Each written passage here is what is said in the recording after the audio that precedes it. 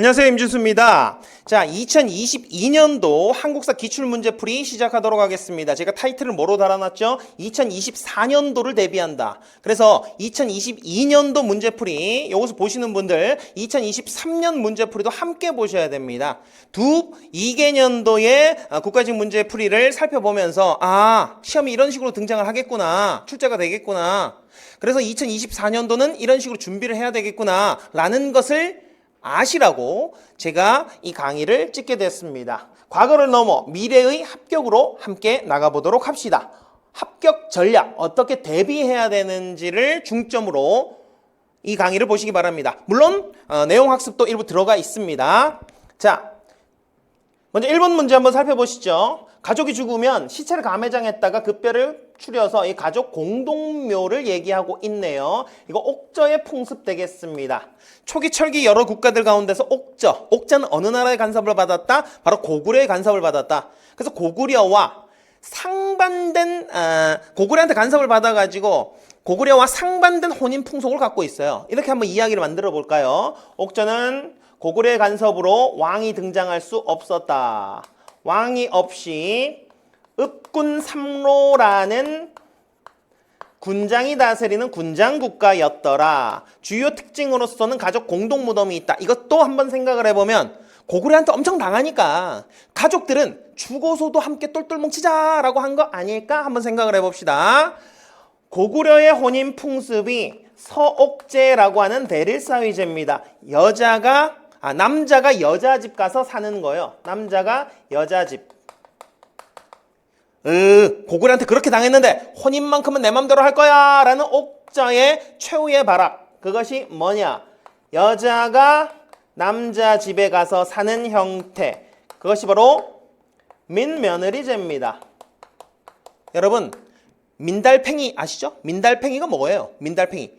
등에 이거 껍데기 없는 달팽이죠. 집 없는 달팽이를 민달팽이라고 하잖아요. 이 민며느리도 집 없는 며느리. 그러니까 어디 가서 살아야 된다? 남자 집 가서 살아야 된다. 민며느리제. 답은 1번 되겠습니다.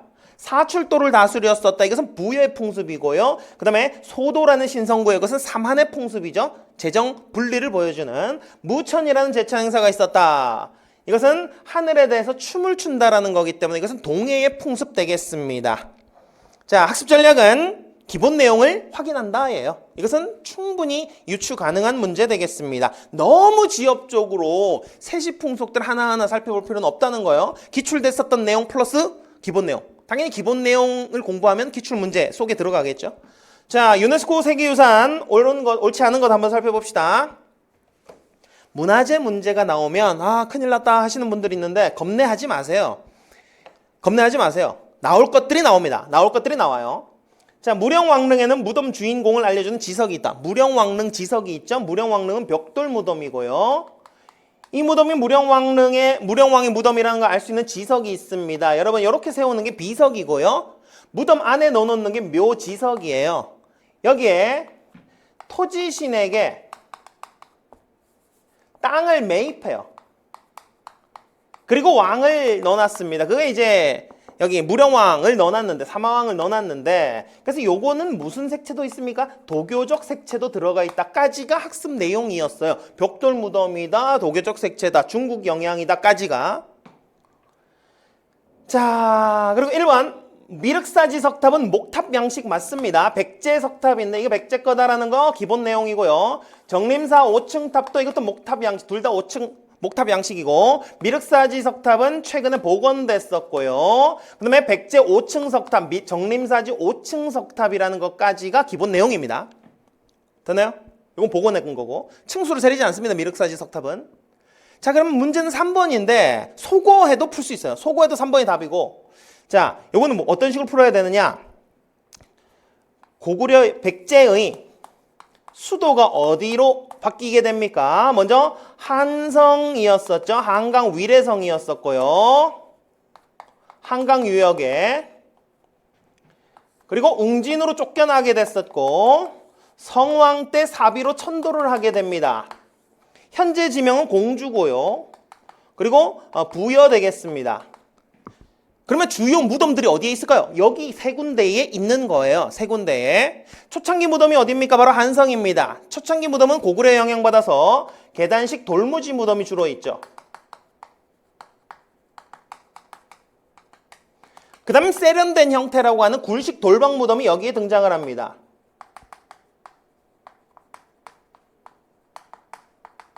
그리고 아까 봤었던 무령왕릉은 여기에 벽돌 무덤으로서 웅진에 있고요. 벽돌 무덤으로. 기본 내용입니다. 웅진에 있는 무덤군을 송산리 유적이라고 얘기를 해요. 송산리에는 여기 있고요. 그 다음에 여기가 부연 능산리 유적이 있습니다. 자, 그러면 시기상 가장 세련된 형태의 굴식 돌방 무덤이 능산리에 있겠죠. 초기 무덤인 한성 무덤에 계단식 돌무지 무덤이 있겠고요. 그래서 능산리 고분의 계단식 돌무지 무덤 시기가 맞지 않다. 시기가 맞지 않다. 되나요? 그래서 답은 3번 되겠습니다. 3번도 우리가 학습해야 되는 내용이에요. 기본 내용입니다. 왜냐면 송산리 고분, 능산리 고분 요거는 과거에도 출제되었었던 내용이고요. 이건 충분히 알고 있어야 됩니다. 그리고 나머지 3개가 명확하기 때문에 오답이 자, 그러면 3번이 이거 맞는 내용이기 때문에 3번이 답이 될 수밖에 없다. 자, 조선시대 관청에 대한 설명 한번 살펴봅시다. 사간원은요. 사간은 뭐 하는 곳입니까? 간언 간쟁하는 곳이죠. 간언 간쟁이 뭡니까? 아니 되옵니다 하는 곳이에요. 그리고 관리 비리를 감찰하는 사헌부. 그리고 왕의 자문 역할을 했었던 홍문관 이 3개를 합쳐서 3사라고 불렀었죠. 한성부는요. 한성부는 수도 서울의 치안과 행정을 담당하는 곳이었었고요. 춘추관은 올해 춘추가 몇 살이십니까? 춘추관이라고 하는 것은 역사와 연도를 다루는 것. 실록과 사초, 시정기를 담당하는 곳이었었고요. 자, 승정원의 승자는 이거 비서기관을 얘기합니다. 비서기관이라고 하는 곳은 왕명을 전달하는 역할을 담당하겠죠. 그 답은 4번이 되겠어요. 4번 승정원. 같이 아울러서 우리가 살펴봐야 될 것은 나머지 오답 지문들도 살펴봐야 되겠지만 고려에 이런 역할 담당했었던 승선이라는 곳도 같이 아울러서 살펴보시면 되겠죠. 승이 뭡니까? 그러니까 왕의 권위에 올라탄 비서라는 뜻입니다. 그래서 4번. 항상 핵심이 되는 관청들은 살펴볼 필요가 있고요. 중앙기구들 살펴볼 필요가 있고 고려, 조선은 비교한다. 4번. 3.1운동 직후에 만들어진 간은 연통제라는 비밀행정 조직을 만들었으며 연통제 교통국 이거 2023년도 제가 왜 2023년도 2022년도를 같이 보라고 말씀드리냐면 저도 같이 찍었고 같이 보라고 말씀드리냐면 계속 반복되네 라는 느낌을 가지시라는 거예요. 3.1운동 그리고 연통제 연통부라고 나왔어. 2023년도에서는 계속 반복적으로 출제가 됩니다. 이것은 임시정부와 관련된 거고요. 임시정부와 관련된 거 외교 운동을 위해 미국의 구미위원부 설치하였었다. 이거 임시정부 활동 맞네요. 1번부터 등장을 했고요. 비밀결사 운동을 추진하고자 독립의군부는 국내에서 비밀결사로 임병찬 주도로 만들었었던 그리고 이인영, 허위 등이 중심이 되어서 서울 진공작전을 추진했었던 것은 이것은 정미의병이니까 강점전입니다. 이건 강점전. 이건 1910년대고요. 영국인 베델을 발행해 놓은 대한매일신보는 양기탁 베델, 즉 신민회 활동으로 얘기할 수 있었고 이것도 강점전입니다. 신문지법으로 폐지됐기 때문에 강점전이에요. 폐지되고 일본 놈들이 흡수해서 매일신보라는 이름으로 친일 신문으로 계속 활용을 했었죠. 답은 1번 명확합니다. 나머지 2, 3, 4번도 오답 지문으로서 다음 회차에 또다시 나올 수 있기 때문에 같이 공부를 해두도록 하겠습니다. 학습 전략은 기본 내용 학습이에요. 여전히 마찬가지입니다. 가나 승려. 자, 비교 준거를 확인하라. 제가 말씀드렸었죠. 중국 유학에서 돌아와 부석사, 뜰부자, 돌석자. 자, 돌이 두둥실 떠가지고 와서 돌이 주춧돌이 되어줬대요. 이건 어떤 인물이냐? 바로 의상이에요. 의상하고 구분해야 되는 왕은 바로 원효입니다. 왜냐면 두 분이 같이 당나라 유학길에 올랐었거든요. 근데 원효 스님은 어떻게 했었느냐? 해골물 잡숫고 가지 않았었죠? 왜? 해골물 잡숫고 나니까 어떤 생각을 하게 됐어요? 물은 같은 물인데 뭐가 달라졌지? 어제는 맛있게 먹었는데 오늘은 토악질이 나오네? 내 마음이 달라졌구나. 모든 깨달음은 마음속에 있다. 일심사상을 얘기했고 그 다음에 모든 경전을 아우르는 조화, 화쟁사상을 얘기하게 됐었던 인물. 그리고 불교를 대중화시키면서 무예가라는 노래를 만들기도 했었고, 무지렁이들에게 책 안 읽어도 너 깨달음 얻을 수 있어, 따라해봐, 나무 아미타불, 아미타불을 전파하기도 했었던 인물, 바로 원효 되겠고요. 반면 의상은 유학을 떠납니다. 왜? 돈 걱정이 없거든. 진골 귀족으로서 잘생겼어요. 그래서 의상이 가봤더니 화엄종이 당나라에서 유행을 하더라. 그래서 화엄종을 배워가지고 왔어요. 오는 길에 의상이 잘생겼다 그랬잖아요. 의상을 흠모하던, 의상이 머무르던 그 하숙집 딸내미 선묘낭자가 의상을 흠모하면서 부처님께 빌어요. 같이 따라갈 수 있게 해주세요. 그래서 용으로 변신을 시켜주니까 두둥실 떠가지고 따라갔었다. 그리고 의상이 화엄종을 전파할 절을 만들려고 하는데 주춧돌이 없어서 큰일이구나, 시작을 할 수 없네 공사를, 주춧돌이 어디 있지? 했더니 용이 이번에는 돌로 변신해서 두둥실 떠가지고 왔다라는 그 부석사, 의상과 관련된 얘기입니다. 절창건이 많아요. 부석사라든지 양양의 낙산사라든지 이런 절과 관련되어 있더라. 자, 황룡사 9층탑 건립을 건의했었던 승려 자장이 되겠군요. 그러면 의상과 자장을 찾으라는 거네요. 자, 1번 모든 것은 한마음에서 나온다. 1심, 이것은 원효죠. 오답 지문까지 우리는 학습을 합니다. 화엄종이니까 화엄, 알겠죠? 화엄. 이것은 의상이 맞습니다. 답은 2번이 되겠고요. 왕호 천축국전을 만든 사람, 이 여행기를 썼던 사람이 바로 해초입니다. 해초. 그래서 왕호 천축국이 사실은 해초일기다. 해초일기. 자, 교관겸수, 교와 관을 함께 수행하라고 했었던, 이거는 고려시대네요. 이거는 신라시대고 고려시대의 의천 되겠습니다. 핵심되는 인물들만 등장을 했었죠. 뭐 보우라든지 뭐 안 등장했잖아요. 조금 까다로운 승려들. 핵심되는, 자, 주요 인물들 살펴보셔야 됩니다. 주요 승려들 나왔으니까 주요 유학자들 등장할 수 있겠죠? 같이 아울러서 정리를 해두셔야 됩니다. 자, 가왕에 대한 설명. 발해사도요. 발해사도 이거 빈출입니다. 발해사도. 발해사는 왕들을 구분하셔야 돼요. 누구 구분해야 되느냐? 고왕이라 하였다. 이 고왕은 높을 꽃자죠? 그러니까 제일 위에 있는 왕이에요. 첫 번째 시조를 얘기합니다. 누구요? 대조영이고요. 아들인 누가 이어서 영토를 어쩌고 연호를 인안이라고 하였다. 자, 발해의 주요 연호들은 좀 외워놓을 필요가 있습니다. 특히 인안과 문왕 때 썼던 대흥, 요거 두 개 핵심이죠. 요건 무왕 되겠고요. 무왕 때, 무왕이 왜 무왕이겠어요? 죽고 난 다음에 이름이 생기는데 무려 싸웠다는 거죠. 누구하고 싸웠다? 장문유를 시켜서 당의 등주, 산둥반도를 공격하였었다. 이 무왕입니다. 3번이 무왕이고요. 그다음에 수도를 상경성으로 옮겼다. 자, 중경에서 올라갑니다. 상경으로. 동쪽으로 갑니다. 동경으로. 수도를 옮겼던 사람, 이 사람은 바로 문왕이고요. 해동성국이라 불렀었던 최전성기, 잘 나갔다. 최우선, 선왕 되겠습니다. 성왕 아니고요. 선왕입니다. 발해 성왕도 있어요. 근데 우리 시험에서는 지금 이제 등장하지 않을 겁니다. 선왕이고요. 도읍을 정하였다. 고왕이죠. 요 왕들은 고왕, 무왕, 문왕, 선왕, 그리고 멸망됐었던 그 당시까지는 살펴볼 필요가 있겠죠. 자, 7번 갑니다. 조선시대 국가를 운영하는 핵심 법전이 경국대전. 세조대의 편찬이 시작돼서 누구 때? 바로 성종 때 완성됐었고요. 이에 따라 나대의 속대전, 이것은 영조 때, 대전통편은 정조 때, 그리고 마지막 고종 때 흥선대원군 때 대전회통입니다. 이거 한번 외워보도록 할까요? 자, 경국대전이 초기 완성법이에요. 이거 조선 전기 때죠. 세조 때, 이것도 알아두셔야 됩니다. 세조 때 편찬 시작해서 성종 때 완성했다. 성종이 왜 성종이겠어요? 유교식 통치규범을 완성해서 성종인 거죠. 근데 지금 조선 후기가 됐어요. 시기가 200년 지났습니다. 이 법전도 좀 바뀌어야죠. 그래서 여기에 속편이 나와요. 속대전. 풀네임은 필요 없습니다. 속편이 나왔었다. 이게 영조 때고요.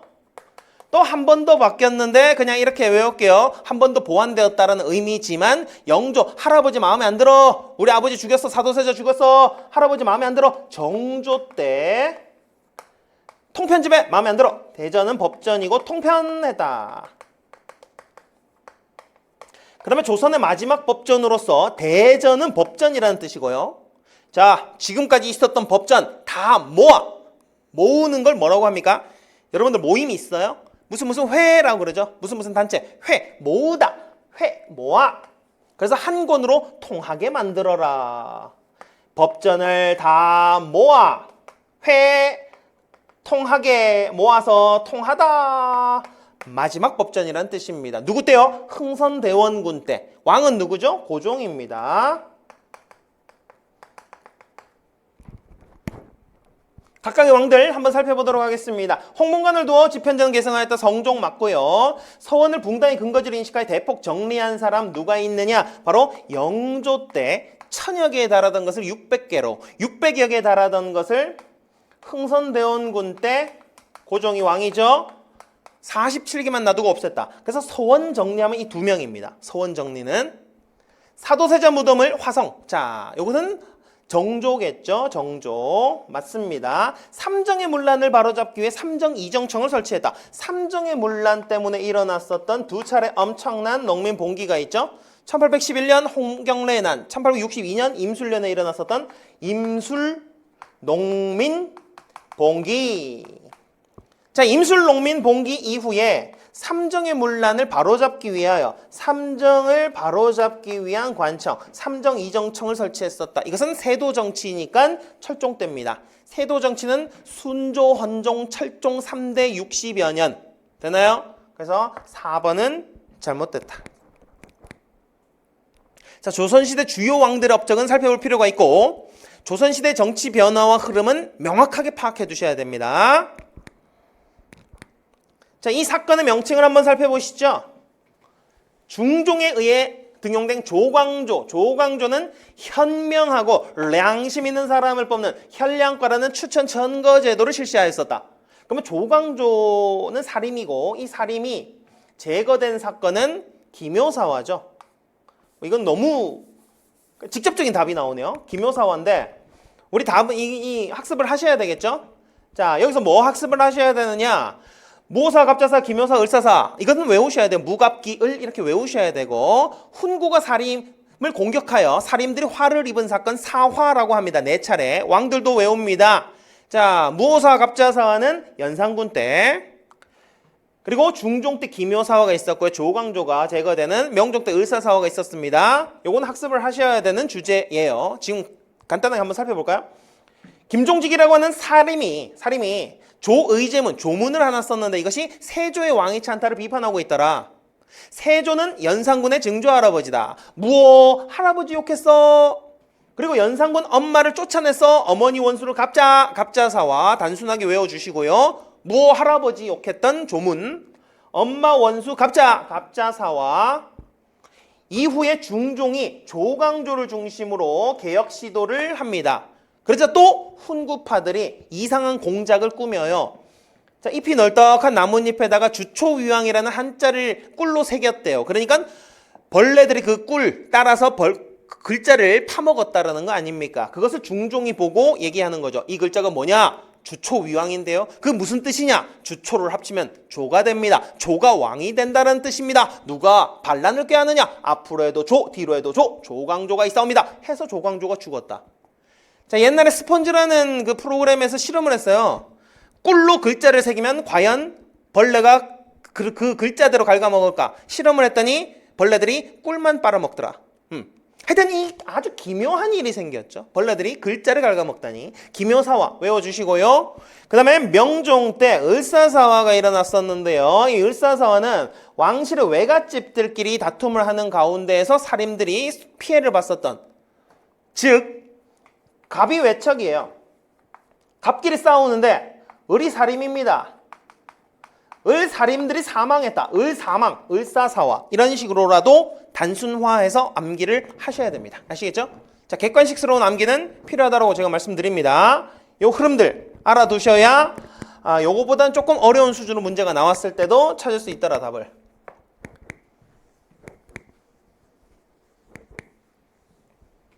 자, 가나에 대한 거, 역사서 관련된 건데요. 가 역사서를 한번 살펴봤더니 삼국시대를 얘기하고 있어요. 오경과 제자의 책과 지난 역사 이런 것들 나와 있으니까 유교식 관점이 좀 들어가 있구나. 유교식 합리주의 사관으로 작성되었었던 책이 뭐죠? 바로 김부식이 지었던 삼국사기 되겠네요. 역사서는 다음과 같은 서문이 실려있다. 남북국이 들어가 있으니까 이것은 유득공의 발해고 되겠고요. 각각의 특징을 한번 살펴보도록 합시다. 자, 오답들을 걸러내기는 어렵지 않네요. 가는 동명왕의 업적을 칭송한 영웅서사이다. 이건 뭡니까? 이규보의 동명왕편 되겠죠? 이규보의 동명왕편이고, 그 다음에 불교를 중심으로 고대설화. 이것은 일련의 삼국유사 되겠고요. 그다음 만주지역까지 우리 역사의 범위를 확장하였었다. 이것이 발해사까지 포함한 발해고에 대한 내용입니다. 자, 그리고 고조선부터 다루고 있다. 고려까지 아우른다. 이것은 서거정의 동국통감에 대한 얘기이기 때문에 요 밑에 제가 실어놨었던 요 내용들은 기본 학습 내용입니다. 그래서 조금 어려운 게 있어요. 책은 수거식으로 공부를 하셔야 돼요. 누구의 유득공의 발해고, 서거정의 동국통감 이런 식으로 좀 암기를 하셔야 됩니다. 이거는 왜냐면 그냥 단순하게 누가 지은 책이 무엇이냐라는 문제도 과거 많이 나왔었기 때문에 저서는 단순 암기입니다. 서술을 좀 수거식으로 외워주셔야 된다. 물론 그것을 강의 듣게 되시면 풀어서 설명을 해드리겠지만, 자 10번 다음 주장을 쓴 실학자가 쓴 책은, 자 요것이 요번 회차에 가장 난이도가 높았었던, 오답률이 높았었던 문제라고도 할 수 있습니다. 그러나 기본 범위를 벗어나지는 못해요. 자, 독해를 잘 하셔야 됩니다. 그러니까 사료학습은 강조해도 지나칠 게 없다. 사료학습은 사료를 내가 무조건 이것을 봤던 사료들만 나온다 생각하면 이거는 낭패를 볼 수도 있어요. 그러니까 내가 알고 있는 기본 이론을 바탕으로 해서 사료 분석을 잘 하셔야 됩니다.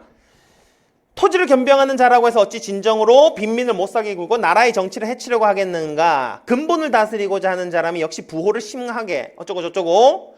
진실로 토지 소유에 제한하는, 토지 소유를 제한하는 거는 우리가 기본적으로는 이익의 한전론, 토지 매매의 한계를 정한다라는 건데, 어느 해 어느 달 이후로는 제한된 면적을 초과해 소유한 자는 더 이상 토지를 점하지 못하게. 자, 제한된 면적을 초과해 소유한 자는 더 이상 토지를 점하지 못한다. 이게 뭐예요? 토지 소유의 한계를 설정한다라는 거예요. 이게 조금 까다로운 내용입니다. 왜냐면 교과서 내용만으로 살펴보자면 토지 매매의 한계를 설정한다거든요. 자, 토지 매매의 한계를 설정하는 것은 이익의 한전론이에요. 근데 토지 소유의 한계를 정하는 것은 박지원의 한전론입니다. 이건 과거에 기출됐었던 내용이기 때문에 기출문제 분석을 통해서 이거는 공부를 해야 되는 내용이긴 합니다. 그래도 기본 내용은 아니었어요. 그렇다고 하더라도 내용 분석을 잘했다. 그러면 우리가 기본 내용이라고 할 수 있는 내용들, 즉 유형원의 저서니까 유형원의 균전론 아니고요. 토지를 차등 분배하는 거니까요. 그리고 정약용의 여전론, 토지 공동소유 공동분배를 얘기했었던 이것도 아니겠고요. 열하일기 이 박지원이니까 답은 3번이 되겠고요.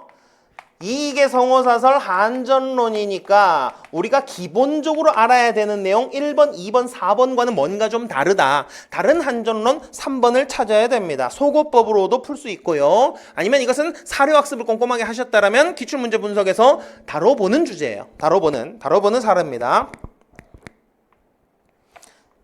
자, 그래서 기본 내용으로만 공부했다라면 소거법으로 풀어야 되고요. 소거법으로 풀어야 되고, 아니면 기출문제, 기출되었었던 심화 이론들은 살펴볼 필요가 있다. 이렇게 얘기를 하겠습니다. 자, 11번. 한국을 식민지로 삼은 일제는 헌병의 경찰업무를 부여한 헌병경찰제. 3.1운동 일어날 때까지 시기를 가시기. 이것은 무단통치죠. 10년대입니다. 무단통치 10년대를 찾아라. 자, 강점기는 10년대, 20년대, 3, 40년대로 구분합니다. 토지조사령이 공포되었었다. 이것이 10년대 얘기가 맞네요. 1번이 답이 되겠고요. 그러면 창씨개명은 3, 40년대겠고, 국민학교로 변경된 건 3, 40년대겠고, 전쟁물자 국가총동원령 3, 40년대겠고. 뭐야 이거? 이 세 개가 시기가 같은 시기니까 헷갈리는 20년대 지문도 없네요. 1번이 답이 될 수 있습니다. 자, 시험 문제를 한번 살펴보면 시기를 어떻게 끊어야 되는지가 나옵니다. 자, 그리고 12번. 한국국민당을 이끌던 그는 독립운동 세력을 통합하고자 한국독립당을 결성해 항일운동을 주도하였다. 광복 직후 귀국한 그는 정부 남한 단독선거가 김규식과 블라블라 남북협상. 자, 여기서 볼게요. 정당 활동이 등장을 하면 여러분들 조금 힘들어하는 경향이 있습니다. 한국국민당, 한국독립당 힘들어하는 경향이 있어요. 한국국민당, 기역, 김구 이렇게 외워도 되고요. 기역, 김구. 아니면 여기는 이거 두 개를 모른다고 알아야 돼요. 이거 기본 내용입니다. 알아야 되고 남북협상까지 나와 있기 때문에 빼도 박도 못하게 김구입니다. 그럼 주요 인물들 한번 살펴볼게요. 자, 좌우합작위원회를 구성해. 좌우합작위원회는 누가 중심이 되었었죠? 여운형과 김규식이 중심이 되었네요. 김규식은 여기 등장한 인물이니까 여운형을 얘기하는 거 아니네요. 틀렸네요. 안재홍 등과 함께 조선 건국준비위원회 여운형이 주도했었고요. 하와이로 건너가 대조선 국민군단을 만든 박용만 되겠습니다. 4번은요. 신탁통치 반대운동. 요것이 김구의 활동 되겠죠. 그래서 주요 독립운동가 주요 정치인들의 활동들은 구분할 필요가 있습니다. 시기를 구분해가면서 같이 보셔야 되겠죠. 그래서 김구 선생은 일제 강점기에는 임시정부 활동과 한인애국단, 그 다음에 해방 이후에는 반탁운동과 남북협상 등을 주도했었더라. 자, 13번 제헌국회 보겠습니다. 제헌국회는 헌법을 제정하는 국회죠. 주로 정부로 따지면 이승만 정부라고 볼 수 있겠네요. 순서로 따지면 이렇게 되겠고요. 제헌국회에서 이승만을 선출했으니까요. 간선제로. 반민족행위특별조사위원회를 당연히 구성해야죠. 왜냐? 해방 이후에 친일파들 처단부터 시작해야죠. 역사를 바른 곳으로 돌리는 1번이 답이 되겠습니다. 한일 기본조약에 반대하는 성명을 내놓았었더라. 이것은 6.3 시위. 이건 박정희 정부 때 있었던 일이에요. 통일 3대 원칙 언급된 7.4 남북공동성명. 이것도 박정희 정부 때네요. 자, 통일주체 국민회의에서 대통령을 뽑는다는 내용의 개헌안을, 이것은 박정희 정부 때네요. 시기가 다 맞지 않는다. 통일주체 국민회의. 여기서 유신체제입니다. 자, 13번. 그리고 정권별로 구분하면 쉽게 풀 수 있다. 그래서 학습 전략은요. 정권을 나누는 거. 이거 시작입니다. 시작이고요. 그 다음 같은 정권 내에서의 사건들의 선후관계 파악하는 게 조금 심한데 거기까지는 하셔야 돼요. 예를 들어서 이승만 정부는 6.25 전쟁 전에 있었던 이승만, 예를 들어서 제헌국회 활동들, 6.25 전쟁 중에 있었던 발췌견, 그 다음에 6.25 전쟁 후에 있었던 4.4 오입, 3.15 부정선거와 4.19 혁명, 이런 식으로 세 시기로 나눠야 됩니다. 자, 밑줄친 그에 대한 설명을 한번 보시죠. 고종이 즉위한 직후에 실권을 장악한 그는 러시아를 견제하기 위해 천주교 선교사들을 통해 프랑스와 교섭하려 했다. 여기까지만 보더라도 바로 흥선대원군이네요. 안 봐도 되겠죠? 청군의 개입으로 청에 압송당했었던 흥선대원군입니다. 일단 쇄국을 했으니까 자, 개항 이후의 사건들은 여기와 관련이 없겠죠. 답은 2번입니다. 척합이 세우도록 했었다. 신미양요 이후에 척합의를 수립했었다. 이것이 흥선대원군의 정책이고요. 미국의 보빙사 사절단 파견했었던 것은 조미수호 통상조약 체결 이후니까 개항 이후입니다. 자, 고종은 파트를 어떻게 나눠야 되느냐. 고종은 흥선대원군이 집권하고 있었던 집권기가 한 파트고요. 1863년부터 73년까지 10년 동안. 그럼 73년부터 고종이 친희 정치를 하던 때가 있어요. 고종의 친정. 그러다가 1896년 아관 파천으로 러시아 공사관으로 피신했다가 돌아온 다음에 대한제국을 선포하고 광무개혁을 추진했었던 시기. 이렇게 나눠야 됩니다. 이 친정할 때 했었던 것이 개항이에요. 개항. 그럼 흥선대원군이 있었을 때니까 이 2번 척화비밖에 답이 되지 않고요. 그 다음 백두산 전개비는 숙종 때 있었던 일입니다. 숙종 때. 보빙사 파견했었던 고종이 친정 때 일이고요. 통리기무화문을 설치하고 12사를 두었었다. 이것도 고종의 친정 때 일입니다. 1880년 일이니까 개항 이후 일입니다. 자, 여러분들이 좀 하기 힘든 일이 이런 것들이죠. 어떤 시기를 어떤 기준에 맞춰서 해야 되는지 요걸 잘 파악을 하셔야 돼요.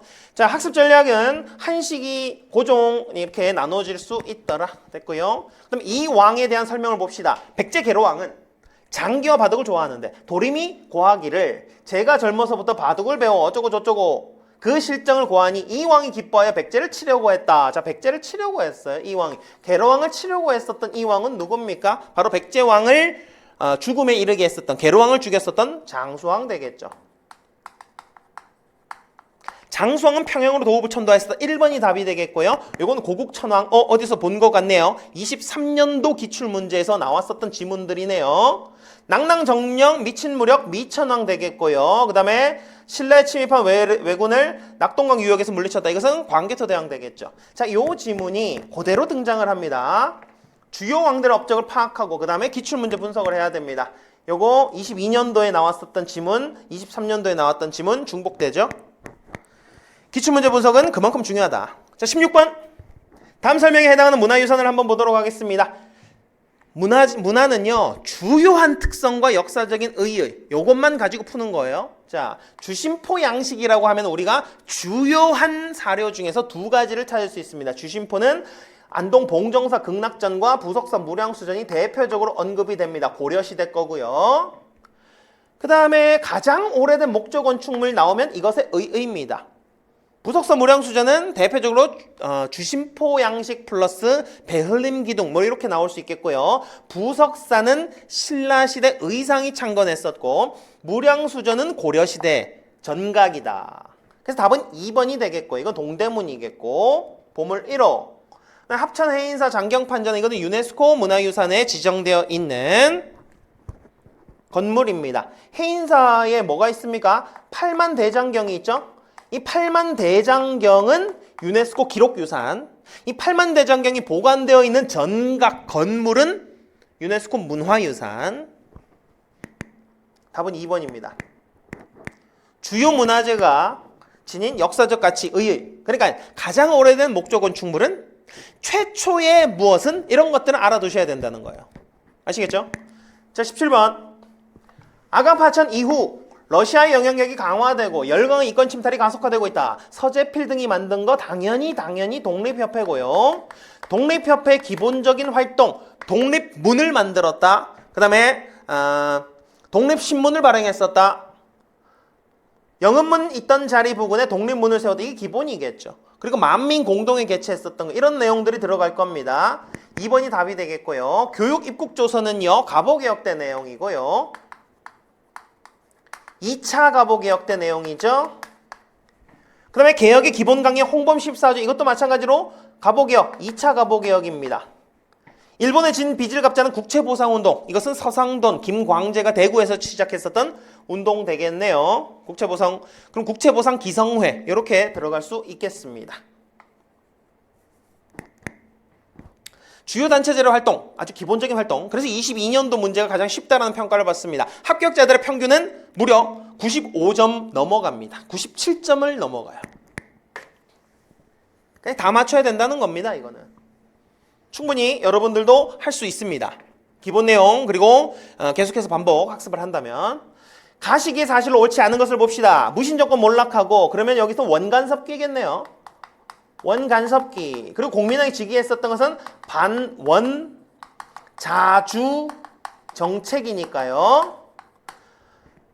자, 한번 살펴보도록 합시다. 옳지 않은 것은 그러면 요건 어떻게 풀어야 되냐? 무신정권 때 있었던 건 옳지 않겠죠?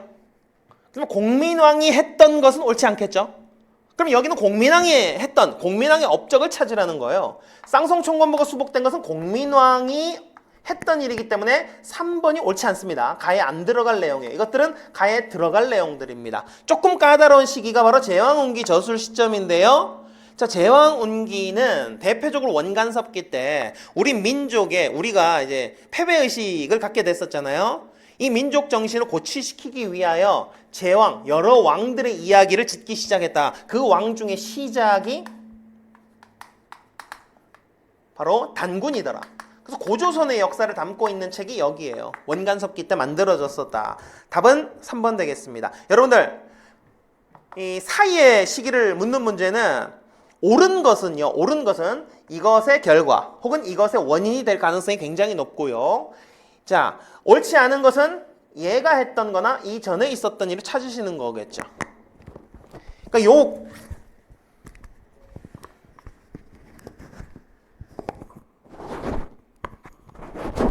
자, 사이의 사건을 찾으라는 문제는 이런 식으로 한번 파악할 수가 있습니다. 아시겠죠?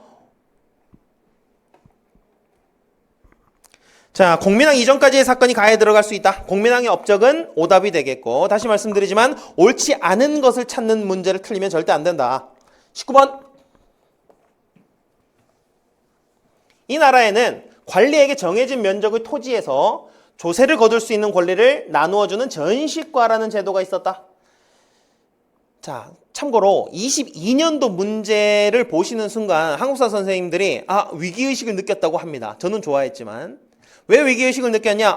시험이 이렇게 계속 쉽게 나오면 학생 수가 줄어들 것 같다. 이런 우려를 했다는 거예요. 근데 시험이 나갈 방향은 이것이 맞습니다. 그래서 완강히 쉬운 너무 지나치게 많은 강의를 좀 배제하시라. 다시 한번 말씀드립니다. 전시과라는 제도는 당연히 고려의 핵심 토지 제도 되겠습니다. 그러면 단순히 고려의 상황을 물어보는 건데 옳지 않은 거죠. 우린 습관적으로 아는 것에는 동그라미를 칩시다.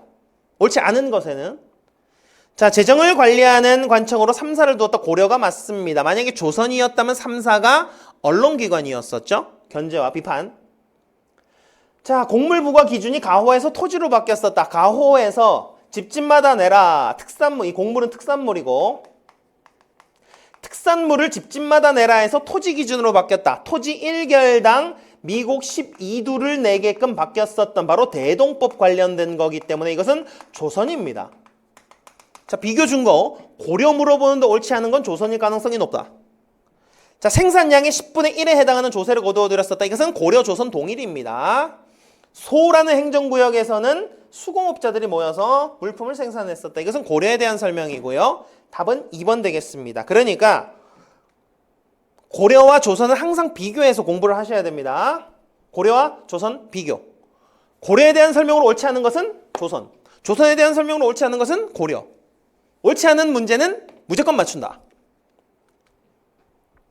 자, 23년도 마지막 문제와 22년도 마지막 문제가 형태가 똑같습니다. 신미양요와 갑오개혁 사이에 있었던 일을 찾으래요. 신미양요 때는 누가 집권하고 있을 때요? 흥선대원군이 집권하고 있을 때. 그리고 신미양요의 결과 척화비가 수립됐었고요. 자, 갑오개혁은 고종이 친정을 할 때.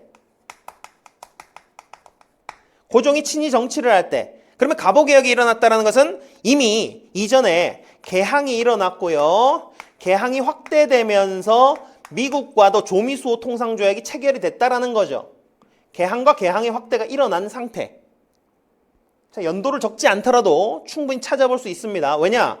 흥선대원군은 쇄국이었었고 그 다음에 고종은 개항의 뜻이 있었었다. 그래서 개항을 하고 확대를 하고 갑오개혁을 추진했었다. 자, 을사늑약이 체결됐었던 시기는 이 갑오개혁 다음이겠죠. 갑오개혁 다음에 어떤 일이 있었느냐 흐름상 살펴봤을 때